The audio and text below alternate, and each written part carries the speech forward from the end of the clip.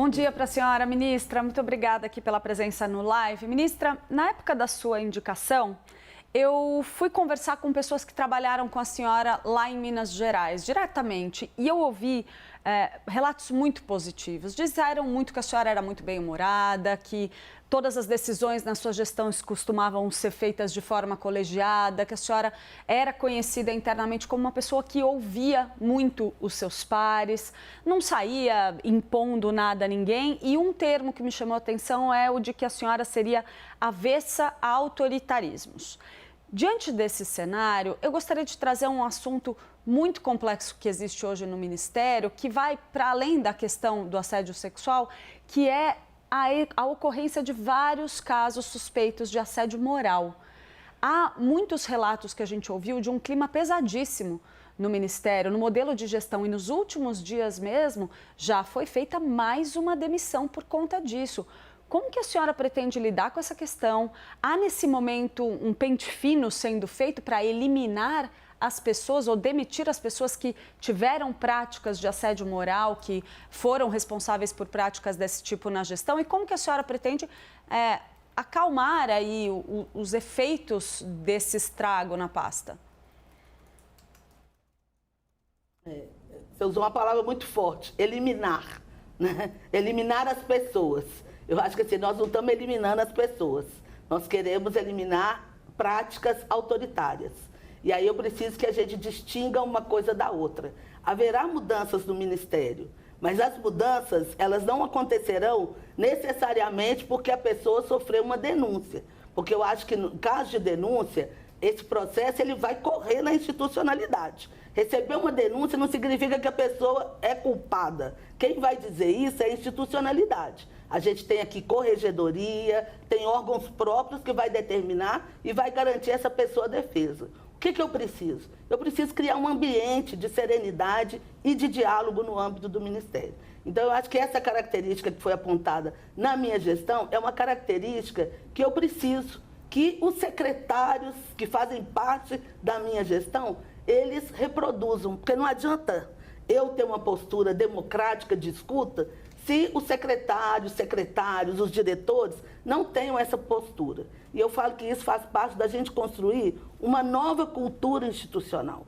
Porque, olha, soa para mim muito contraditório a gente ter uma pauta para o Brasil de defesa dos direitos humanos e a gente não acolher o servidor que trabalha aqui na casa, que é o mais próximo, que tá próximo da gente. Não respeitar, não entender. Então, eu estou muito focada nessa perspectiva de construir uma outra cultura institucional.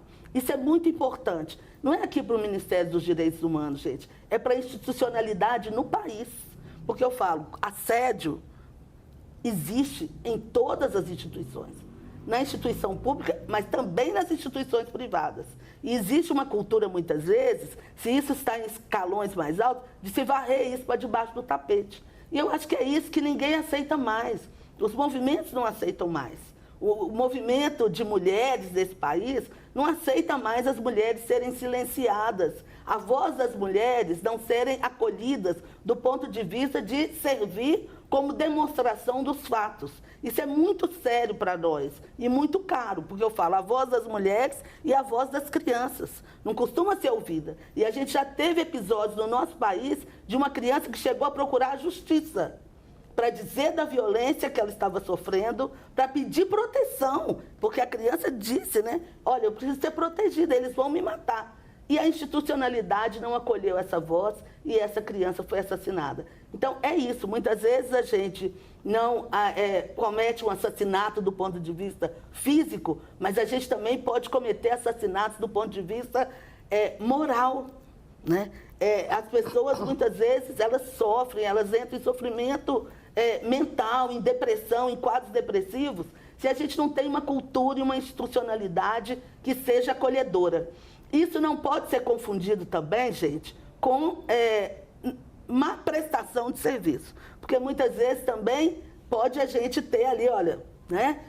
Eu não dou respostas, eu não tenho compromisso com o meu trabalho. E aí, se um superior me cobra do meu trabalho, eu vou dizer, ele está me assediando. Não se trata disso. Eu acho que a gente precisa fazer essa distinção, porque aqui a gente está fazendo política pública. Nós temos que ter uma resposta para a população brasileira. Então, é óbvio que a gente tem prazos, a gente tem que ter compromisso com as entregas.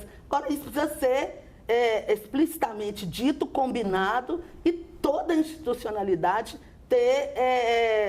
saber o que está acontecendo, o que precisa ser feito, em que prazo precisa ser feito. Até entre as denúncias de assédio moral, algumas descrições que foram feitas, que tinha funcionário superior aqui que criticava a concessão de licença maternidade, por exemplo, ou ameaçava exonerar as pessoas, ou desqualificava o trabalho das pessoas.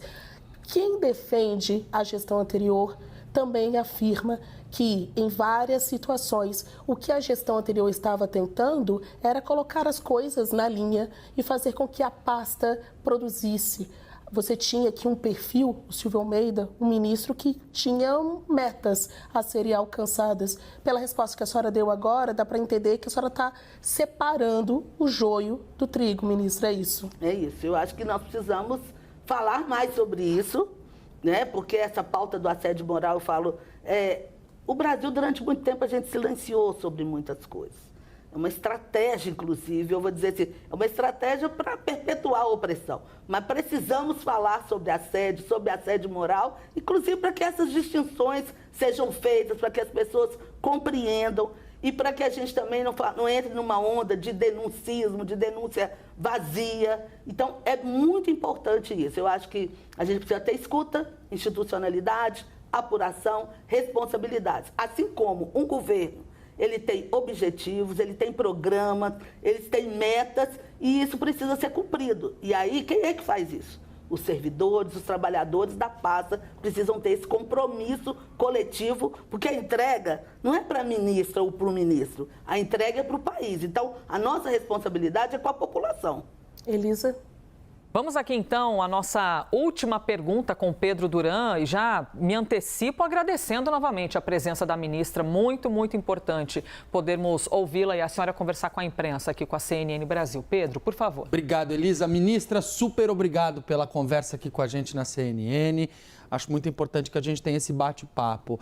Essa crise no Ministério dos Direitos Humanos acaba levando a gente a nos questionarmos na relação ou na correlação entre teoria e prática, discurso e realidade.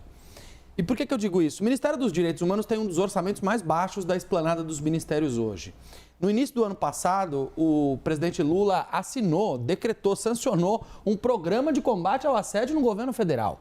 E aí você vê todos esses escândalos acontecendo dentro do ministério que cuidaria dessa questão. E quando a gente fala de orçamento, a capital do teu estado, Belo Horizonte, tem uma população em situação de rua que multiplicou por 3 vezes nos últimos 10 anos. Mais de 5 mil pessoas. Esse é um dos objetos de discussão e é uma das missões do Ministério de Direitos Humanos, cuidar das pessoas em situação de rua, e essa população tem crescido muito no Brasil. Mas o orçamento para isso no Ministério de Direitos Humanos é muito pequeno, são 10 milhões de reais, perto de um orçamento de um ministério que já é pequeno. A minha pergunta é, o Ministério de Direitos Humanos e essas ações, elas realmente vão ser fortalecidas durante a sua gestão com mais dinheiro, com mais orçamento, com mais cuidado? Ou a gente vai assistir a uma diferença entre aquilo que deve ser priorizado, ou o discurso do governo, e o que a gente vê na prática? Bom, primeiro eu vou dizer sobre essa resolução que você disse sobre assédio. Quando eu falo da institucionalidade, o que eu avalio? É tão importante ter resoluções e ter marcos, porque muitas vezes são essas resoluções que encorajam as pessoas a poder denunciar, né? As pessoas têm que saber onde, em que lugar denunciar. Então, é importante as normativas, é importante a transparência de como que o processo ocorre na institucionalidade. Então, eu acho que isso é um ponto fundamental. Eu era vereadora em Belo Horizonte e estou saindo do cargo de deputada. Acompanho o debate da população de rua. Nós enfrentamos aí uma luta muito grande na época da pandemia. Acompanhei aí o movimento de luta que acompanha a população de rua e essa é uma pauta do Ministério. E é claro, né, quando a gente chega no ministério, acho que a primeira tarefa do ministro é começar a bater na porta. Eu falo, eu nunca vi ministro de área temática se dar bem com os ministros da área econômica, da fazenda, porque todo o tempo nós estamos aqui pressionando por investimentos. Essa é uma área fundamental, é uma área que está posto no Brasil, que a gente precisa ter ações efetivas. E, é claro, eu vou bater na porta para pedir uma ampliação do orçamento. Eu compreendo também que nem tudo a gente faz com orçamento direto do Ministério. Vou dar um exemplo do Viver Sem Limites. É um programa que tem um orçamento muito maior do que o do próprio Ministério. Mas parte desse orçamento é executado no Ministério da Educação. Parte desse orçamento é no Ministério de Desenvolvimento Social, no Ministério da Saúde. Então, eu penso que uma agenda para a população de rua precisa ampliar o orçamento do Ministério, mas muitas vezes a gente precisa fortalecer o orçamento para essa população dentro de outros ministérios que têm tarefas específicas a cumprir.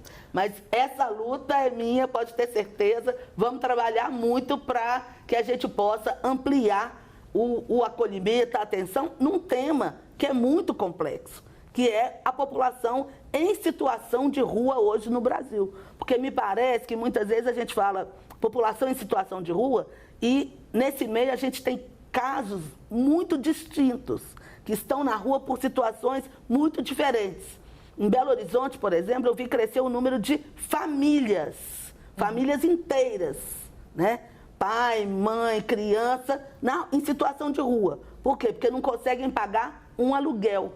Então, nós precisamos olhar para essa população, compreender as diferenças, porque nós temos que ter políticas diferenciadas de acordo com as diferentes situações. Ministra, a senhora já tem assim, um programa novo, algo que a senhora queira anunciar? Porque, no resumo da ópera, parece que os direitos humanos do Ministério de Direitos Humanos estão arranhados, né? A senhora está recebendo muitas denúncias, muitas reclamações, mas tem uma pauta gigante para todo o Brasil. Para encerrar essa nossa entrevista, eu agradeço mais uma vez a sua disponibilidade. O que tem de novidade aqui dentro da pasta? Basília. Além da ministra. Não, eu acho que o que tem de novidade é essa perspectiva de construção de uma nova cultura institucional. Um compromisso com as áreas. E aí eu tenho falado muito com a Basília, gente. Falei, Basília, me dá um tempo, porque nós estamos fazendo... Gente, a minha primeira tarefa era fazer um diagnóstico das emergências. O que eu preciso fazer nos próximos 15 dias para o Ministério não parar. E é tipo assim, eu preciso assinar um documento, eu preciso assinar uma resolução, eu preciso garantir um pagamento, né? Mas agora nós vamos descer em todas as áreas, estamos produzindo essas mudanças, mas em breve eu vou ter notícias para vocês e, claro, quero manter esse canal de diálogo com vocês da CNN, do Brasil, para acompanhar o que vamos fazer aqui nesse Ministério. E, é claro, precisamos debater direitos humanos no Brasil. Porque, olha, não dá para a gente ficar pensando em direitos humanos, parece como uma pauta que flutua sobre as pessoas. Direito humano é isso, é moradia. Direito humano é acesso à educação. Direitos humanos é acesso à saúde, é vida digna. É eu não ter a minha vida ameaçada porque eu estou lutando para o meu território. Então, nós temos uma agenda grande aqui, gigantesca, e eu espero que a gente consiga fazer muitas entregas.